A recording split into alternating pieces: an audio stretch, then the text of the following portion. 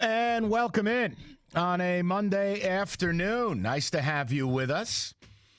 We got a lot to do in a short amount of time to do it as Tiger Baseball will take over at 3:40.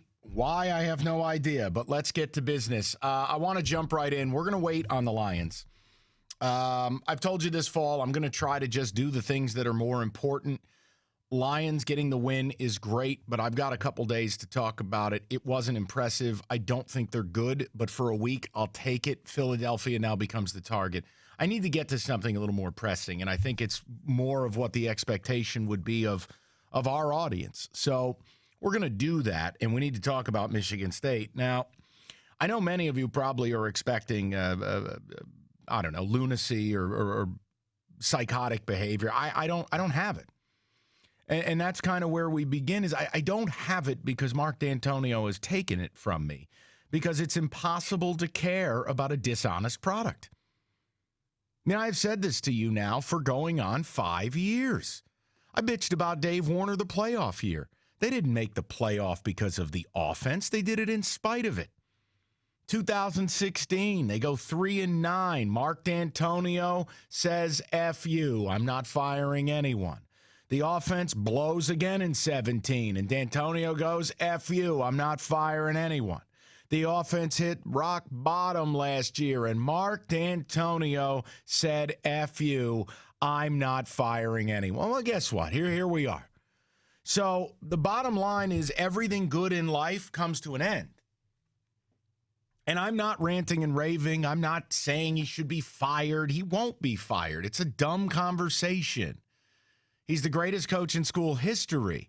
And what should happen and what will happen are two different things. But what took place Saturday was an embarrassment. It was a total and utter embarrassment. It was on par with anything John L. or Bobby did. And I'm sorry, but he just does not look like a guy who's long for this job. Now, in a fantasy land, it would be amazing. Mark would have made impactful changes. He would have adapted his offensive philosophies instead of being obtuse and thinking winning 13-10 is possible in 2019. He would have made those changes. He would have reinvigorated the program, and he would have pretty much committed to being here for another 5 years. He didn't do any of those things. And Saturday was another shining example of it. I mean, look, this is the deal. The 4th and 15, Mark Dantonio blowing 2 timeouts to drop 8 and rush 3 against a kid who really is not going to hurt you with his arm? What are you doing? And I even had a couple of friends go, well, it was the first time they did it all game. No, it wasn't. They did it earlier in the game on a 3rd and long, and they gave it up and spit the bit on that play. What is Dantonio doing using those timeouts, knowing he may need to get the ball back? Mark Dantonio's thumbprints are all over the offense. If I'm going to bitch about Michigan and bitch about Harbaugh and Gaddis and Harbaugh not letting go, guys, same thing's going on here. You want to explain to me why in some high-leverage situations I'm looking at tight ends and fullbacks in the game? I'm looking at Connor Hayward on 4th and 1. And then really, I got to be honest with you, the field goal at the end, I don't want to hear about the penalty. I don't. You score 7 points. You don't have a right to cry. Don't do it. You just sound stupid. You sound like little whiny bitches. Don't do it. Don't be what you hate. MSU's got no right to cry about officiating. You suck. That product that was on that field was substandard garbage. It's garbage. Losing a 10-7 football game? What was this, Redbox 2.0? It's garbage.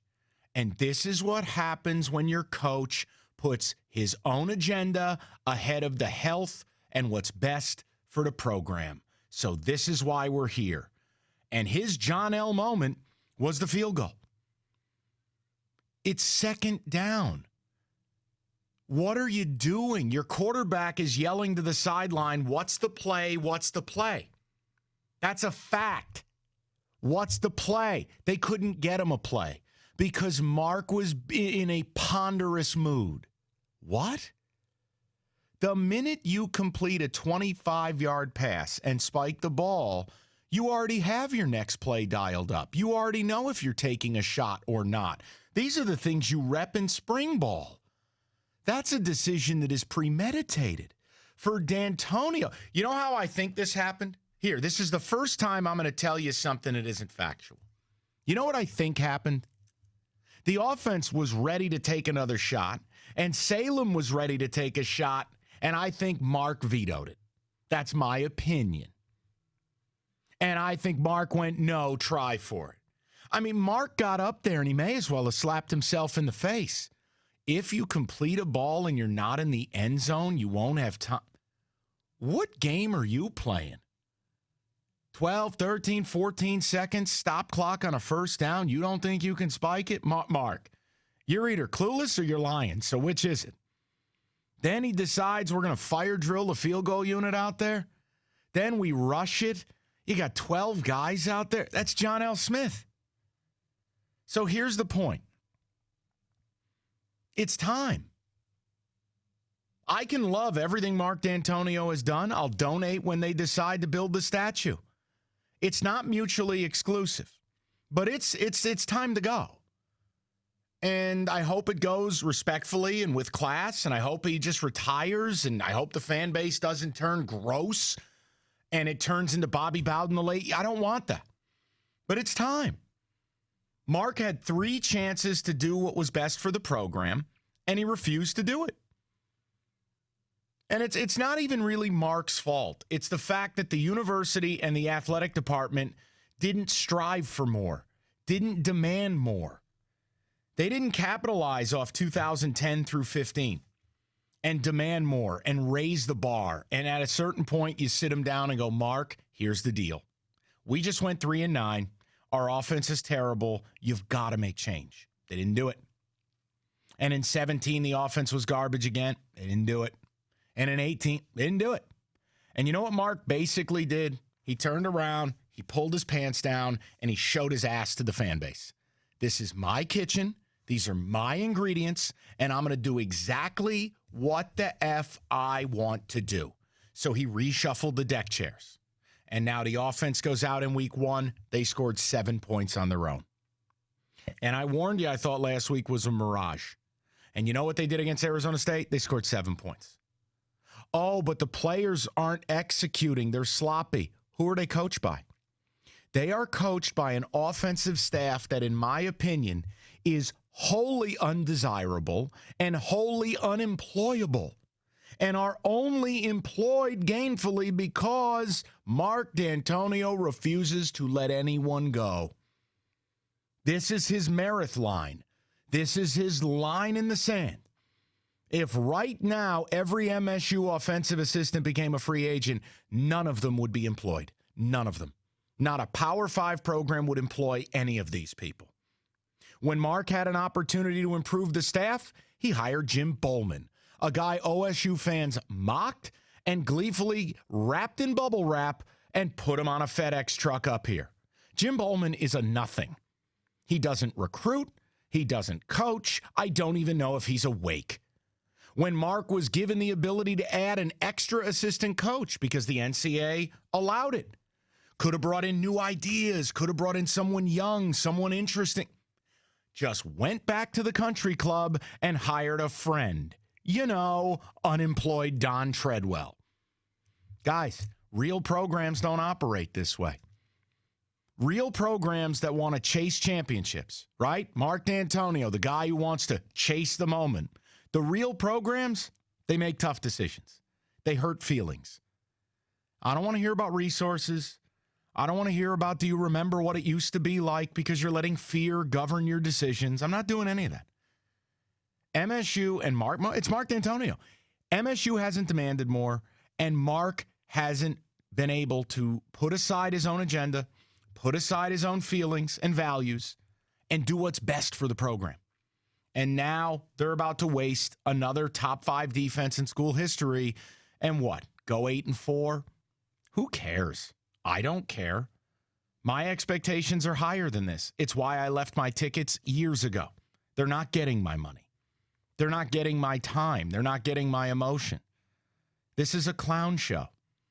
Losing a football game 10-7?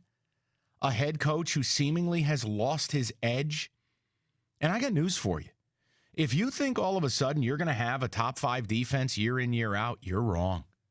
And next year, they're probably going to be a pretty bad football team. So you kind of got to decide what you want to do. I love Mark Dantonio. I do, but it's over. Like, I don't see a scenario where Mark brings us another 3, 4, 5-year run of excellence. It's over. He's empowered his friends, and his friends have sunk the boat. And the defense can't do it on their own. It's 2019.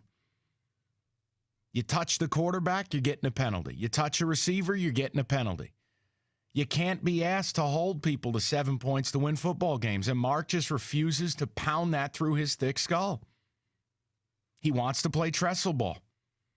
That just isn't going to work. But what about the Rose Bowl year? Guys, no offense, but that's like closer to being a decade gone by than anything else. Football's changed. Times have changed. And I got news for you. Nobody wants to play for this program.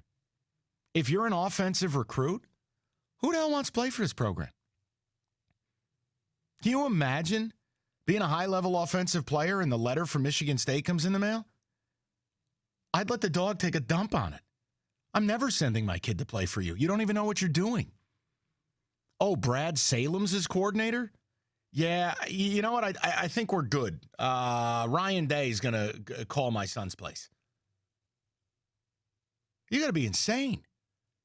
So, guys, it is what it is. I think anyone calling for him to be fired it's insane. You can't do it. He's not going to be fired. And look, I hope Mark has the self-awareness that no matter how this year turns out, go out a blaze of glory, they magically end up in Indy, which I don't think is going to happen, or it falls apart. Just do us all a solid, walk away. Take your money, take your structured bonus, walk away. Don't be Perlis the late years. Don't be Duffy. Got people driving around East Lansing with Dump Duffy bumper stickers. Don't do it. Walk away. It's over. I'm thankful for your time here. I'll never be able to repay you. But that doesn't mean I get lost in the sauce and I'm going to kiss your ass as you burn my house down. I mean, it's an embarrassment. And Mark continues to run these players over with a bus. He's going to lose them.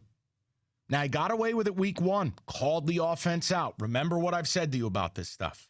You only get to do that maybe once a year, tops. He did it again in the postgame here. Execution can't be put on the coaches. Really? Who coaches these guys? Who works with these guys? You've got substandard offensive coaches offering substandard offensive coaching. It equates to a substandard offensive product. Substandard offensive execution. So the whole thing Saturday was a dumpster fire. And it sucks. It's embarrassing, but I can't care. Mark is taking that away because he's obtuse. So I've got a wedding out of town this weekend, and whether the game is on or not, it's really little of my concern at this point. I'm not going to be able to continue to pour myself into this because I think it's a dishonest product. Because it's more about people's feelings than it is production. It's more about Sunday values than it is big business. And I don't think it's about the pursuit of greatness anymore. So, therefore, I'm not interested. 248-539-9797. Your phone calls, you want to argue with me? Do it. I dare you. You have nothing. I have been the lone voice screaming about this for years. You continued to watch the Rose Bowl DVD. That's on you. You made your bed, lie in it. Tell you about Magic Fiberglass windows.